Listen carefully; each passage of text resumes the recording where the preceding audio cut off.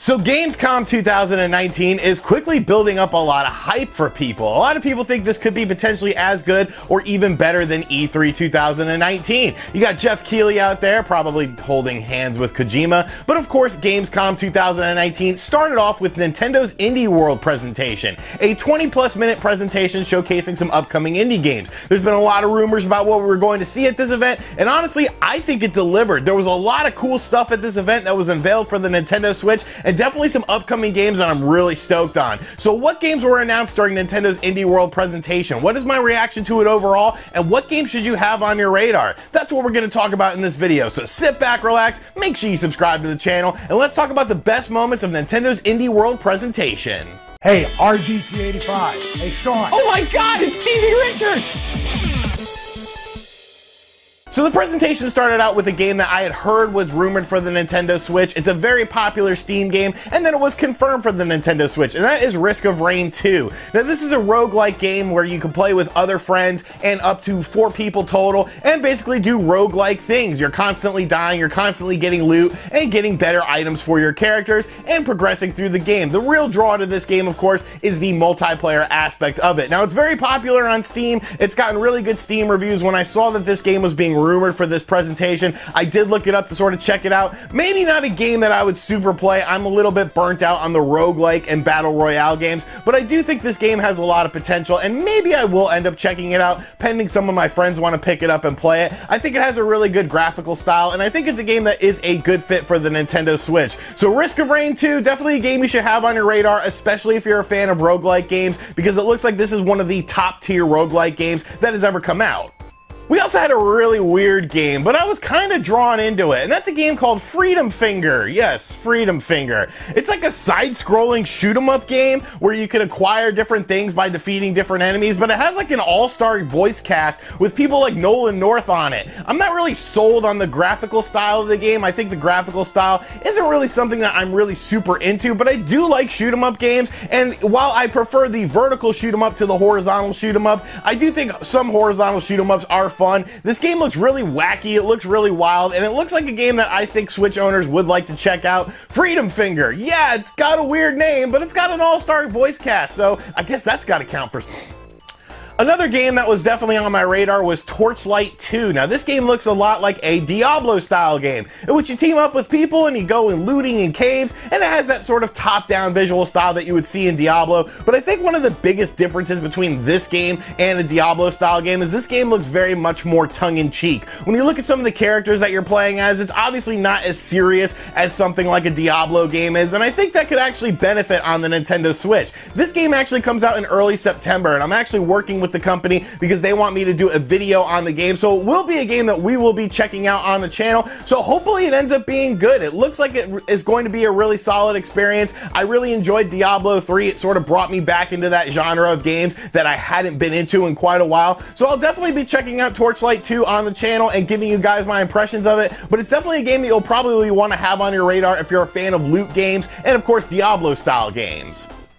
Now the next game is the game that I was the most excited for. When I saw this game being confirmed for the Nintendo Switch in 2020, I was like, yes! And that is Skater XL. You remember the series called Skate? Because EA doesn't remember that series, but Skate was an absolutely fantastic series. And I'm someone who skateboarded for well over a decade, so I always loved realistic style skateboarding games. I used to play games like Thrasher, Skate, and Destroy back in the day on the PS1 because it offered a more realistic experience. And Skate XL looks like the evolution of the Skate series that we have all been wanting. Now, graphically speaking, it definitely doesn't look nearly as good as the Skate games do, but I don't care about the graphics as long as the gameplay is good, and the gameplay looks absolutely fantastic. The way you catch your tricks, it really sort of differentiates every time you do a trick, because every time you do a kickflip in real life or a heel flip or a backside heel, you're not going to catch it the exact same way every single time. And I really like that they put an emphasis on that your tricks will always sort of look different because of the way you catch it. It looks like like a very realistic style game. It's probably going to have a skate style control scheme. It's very physics based as well. So it looks like it's going to be a realistic experience, not like a Tony Hawk game, but more like a traditional skate game.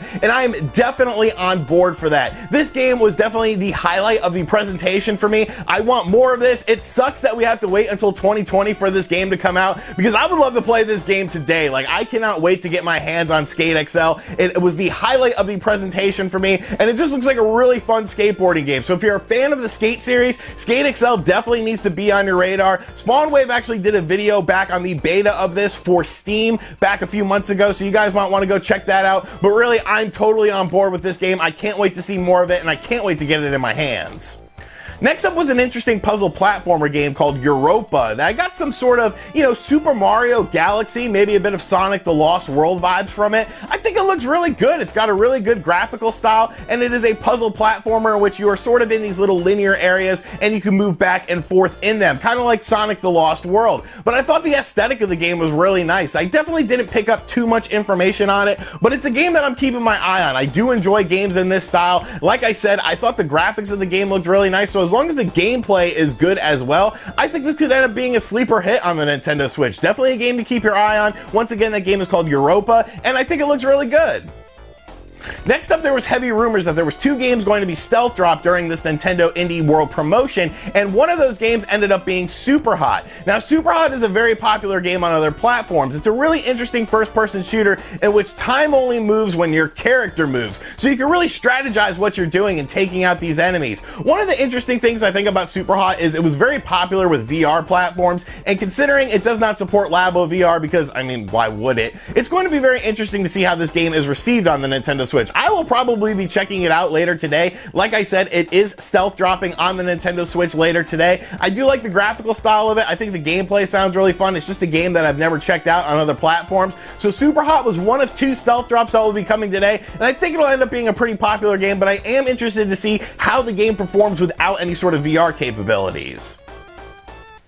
Shinin is a company that Nintendo fans are well aware of. Of course, they gave us the excellent Fast Racing series, which is arguably the spiritual successor to the F-Zero series. But their new game is definitely very different, and it was unveiled during this presentation, and it's called The Tourist. I definitely got some Legend of Zelda vibes from it, the Super Nintendo Link to the Past Legend of Zelda vibes from it, because it's just a really weird game. I'm not quite sure I fully understand it. It looks like you are a tourist, and you're basically going around doing different tasks in an action-adventure style game, but it looks like there's also deviations as well. They actually teased a sort of 16-bit fast racing style mini game that's within there in this little arcade, so I'm definitely looking forward to seeing more information on this game. It does look like it's going to be fun. It looks like there's going to be puzzles and action adventure stuff as well. I really like the graphical style of the game as well. It sort of has a voxel style to it, but it's definitely very clean. A game that I definitely have on my radar, as Shinin is a fantastic developer and they have just published so many awesome games, so definitely a game to have on your radar. It's called The Tourist, and I'm definitely looking forward to checking out more on this game.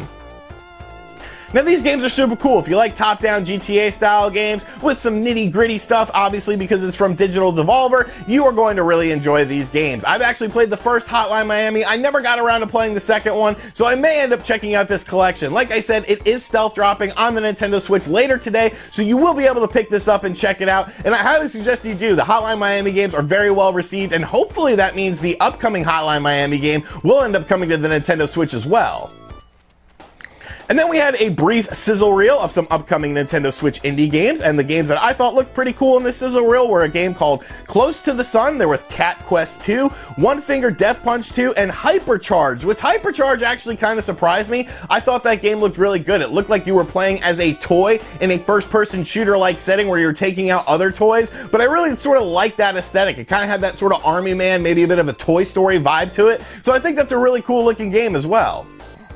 And the final game that we learned about during this presentation was one of the worst kept secrets in gaming. Nate from Direct Feed Games have been talking about this game for months. People are like, "Eh, you're a liar." But yes, another Xbox One console exclusive game besides Cuphead, besides Super Lucky Tail, is coming to the Nintendo Switch, and that is Ori and the Blind Forest. A fantastic 2D action platformer game with a very beautiful art style that honestly will probably do better on the Nintendo Switch than it did on the Xbox One. I think this game is a perfect fit for the Nintendo Switch. It looks absolutely gorgeous. It plays absolutely well as well, and I think people are really going to gravitate towards this game. It's definitely cool to see another confirmed Xbox One console exclusive come to the Nintendo Switch. It seems like this partnership is alive and well, so really what the future holds with this partnership will be very interesting. But those are my highlights from the Nintendo Indie World promotion. Now, there were some other games that they showcased as well, just too much stuff to talk about in one video, but these are the games that really stuck out to me and the games that I definitely have my eye on. I'm definitely curious to see how Superhot performs on the Nintendo Switch. Skate XL, like, I want it right now. Mitch, what did you think of this presentation? I thought it was great. All right, thanks, Mitch. Thanks for your 2 cents on here. You're really going to be a big asset to this channel in the future going forward. But yes, like I said, those were my thoughts on the Nintendo Indie World promotion. So let me know in the comments section down below if you enjoyed this event, and do you think it was a great way to start off Gamescom? Because I certainly did, and I need Skate XL like right now. Like just to release it right now. Like, you know, if the game's not finished, that's fine. I still want to play it. Give me a demo maybe? Just let me skate around in a little area. And as always, guys, thank you for checking out this video. If you are new to the channel, make sure you subscribe and turn on notifications. We'll be doing lots of Gamescom coverage during the event, and as always, I will catch you guys on the next video. Later.